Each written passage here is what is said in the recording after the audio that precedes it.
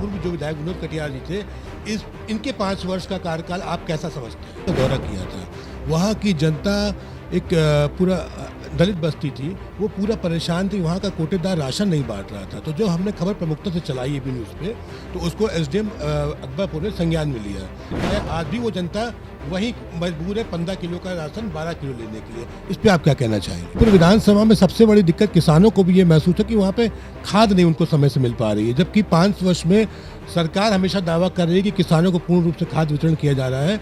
इस पे आप क्या कहेंगे?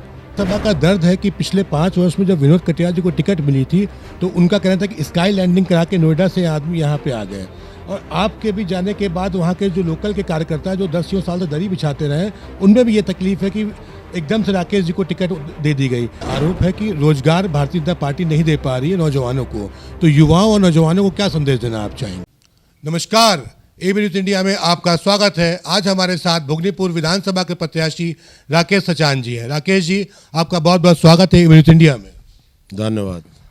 राकेश जी, ये बताइए कि आप कांग्रेस से छोड़ करके भारतीय जनता पार्टी में आए हैं, क्या कांग्रेस में क्या आपको दिक्कत महसूस हुई? देखिए, कांग्रेस में कोई दिक्कत नहीं थी। हम 2019 के चुनाव में कांग्रेस में गए थे और कांग्रेस से फतेहपुर लोकसभा में चुनाव लड़े, लेकिन जो उनके इर्द गिर्द के कुछ लोग थे, उन लोगों के द्वारा जो फैसले होने चाहिए वो सही फैसले नहीं हो रहे थे, जिससे कांग्रेस का जो उत्थान होना चाहिए वो ना होकर के कांग्रेस के जो डिसीजन को देख करके हमने सोचा कि यहाँ कोई फ़ायदा नहीं है। इधर भारतीय जनता पार्टी में लगातार हम देख रहे थे कि मोदी जी के नेतृत्व में राष्ट्र मजबूत हो रहा है, देश आगे बढ़ रहा है। योगी जी के नेतृत्व में भी उत्तर प्रदेश विकास की गति की ओर है, और आने वाले समय में भी भाजपा को ही उत्तर प्रदेश की ज़रूरत है, इसलिए हम भारतीय जनता पार्टी में आए। राकेश जी, आपने विपक्ष की भूमिका में रहते हुए कांग्रेस पार्टी में भोगनीपुर विधानसभा में क्या क्या देखा? इस 5 वर्ष में भोगनीपुर विधानसभा में विकास कार्य कैसा रहा? आपके पूर्व जो विधायक विनोद कटियार जी थे, इनके 5 वर्ष का कार्यकाल आप कैसा समझते हैं? देखिए, विकास तो वो भी लगातार विनोद क्षेत्र में रहा है और संपर्क किया है। विकास काफ़ी हुआ है और बहुत होना है। विकास की तो गति निरंतर चलती रहती है और बहुत काम है वहाँ पर।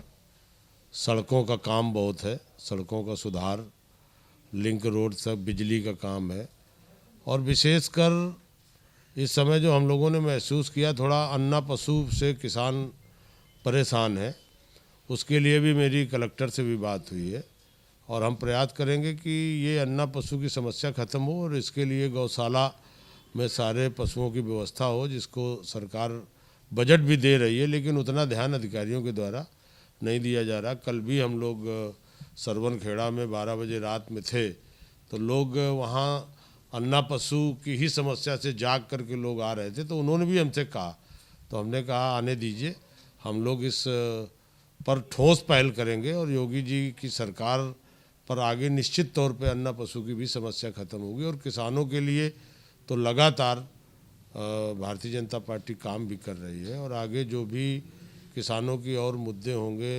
नौजवानों के, गांव के, गरीबों के, उनको उठाया भी जाएगा और उन पर लग करके प्रयास करके काम कराने का काम करेंगे। राकेश जी, आप सरवनखेड़ा की बात कर रहे हैं। अभी पूर्व में करीब 15 दिन पूर्व हम लोगों ने, हमारी टीम ने सरवनखेड़ा का दौरा किया था।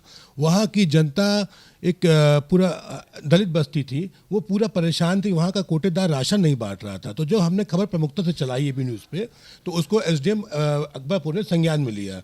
एसडीएम में 2 दिन बाद जांच बैठा ली, पूरी टीम गई। टीम द्वारा करीब 35 लोगों ने बयान दिए कि उनको 15 किलो के बजाय 12 किलो राशन दिया जा रहा है, घटतौली की जा रही है। लेकिन उसके बावजूद भी आज के दिन तक का उस जनता को न्याय नहीं मिल पाया। आज भी वो जनता वही मजबूर है 15 किलो का राशन 12 किलो लेने के लिए। इस पे आप क्या कहना चाहेंगे? देखिए, कुछ वितरण प्रणाली में थोड़ी बहुत अनियमितताएँ होती हैं और हमारे संज्ञान में आप लाए हैं। हम लोग निश्चित तौर पर अधिकारियों से बात करके इस समस्या का समाधान कराएंगे। ग्रामीण भोगनीपुर विधानसभा में सबसे बड़ी दिक्कत किसानों को भी ये महसूस है कि वहाँ पे खाद नहीं उनको समय से मिल पा रही है, जबकि 5 वर्ष में सरकार हमेशा दावा कर रही है कि किसानों को पूर्ण रूप से खाद वितरण किया जा रहा है। इस पे आप क्या कहेंगे? खाद के संबंध पे भी मेरी जिला अधिकारी से भी बात हुई थी। भंडारण है सरकार के पास, वितरण में समस्या है। तमाम लोग उसको रख लेते हैं। सोसाइटियों में भी पर्याप्त मात्रा में खाद है, जैसा कि हमारी अधिकारियों से बात हुई। और कहीं दिक्कत होगी तो आप बताएंगे, तो अब हम आए हैं। जहाँ जहाँ इस तरह की प्रॉब्लम होगी, खाद की कोई समस्या नहीं रहने दी जाएगी। भोगनीपुर विधानसभा का दर्द है कि पिछले 5 वर्ष में जब विनोद कटियार जी को टिकट मिली थी तो उनका कहना था कि स्काई लैंडिंग करा के नोएडा से आदमी यहाँ पे आ गए, और आपके भी जाने के बाद वहाँ के जो लोकल के कार्यकर्ता जो 10 साल से दरी बिछाते रहे, उनमें भी ये तकलीफ है कि एकदम से राकेश जी को टिकट दे दी गई। कहीं ना कहीं इस दर्द को आप कैसा समझते हैं? देखिए, जो टिकट मांगता है, राजनीति में काम करता है, उसको टिकट जब नहीं मिलता तो दर्द होता है। हम लोग राजनीति में बड़े लंबे समय से काम कर रहे हैं। घाटमपुर भी हमारी विधानसभा रही है, जहाँ से हमें जनता ने एमएलए बनाया, और फतेहपुर से भी 2009 से 14 तक हम सांसद रहे हैं।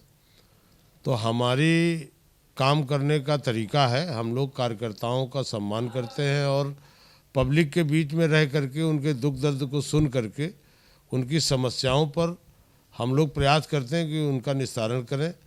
और लगातार हमारे रिजीम में कहीं पर भी कार्यकर्ता ना उपेक्षित रहा है, ना नाराज रहा है, ना क्षेत्र कमज़ोर किया है। हमने का यश और अपयश उससे 200 किलोमीटर आगे चलता है। छवि हम लोगों ने बनाई है व्यक्तिगत तौर पर, और यहाँ पर भी आपके माध्यम से हम कहना चाहते हैं कि जो कार्यकर्ता ये महसूस करते हैं, उनको 20 तारीख तक उनकी जिम्मेदारी है। चूँकि चुनाव है, चुनाव में 400 गांव हैं, हम प्रयास करेंगे सब जगह जाने का, मिलने का। लेकिन 20 तारीख तक कार्यकर्ता अपने बूथ में अपनी जिम्मेदारी निभाएं, और 20 तारीख के बाद 5 साल मेरी जिम्मेदारी है उनके मान सम्मान, उनके विकास और उनको साथ लेके चलने की। विपक्ष का लगातार ये आरोप है कि रोजगार भारतीय जनता पार्टी नहीं दे पा रही है नौजवानों को, तो युवाओं और नौजवानों को क्या संदेश देना आप चाहेंगे? देखिए, ठोस कार्य योजना बनाने की ज़रूरत है रोजगार के लिए, और है समस्या रोजगार की।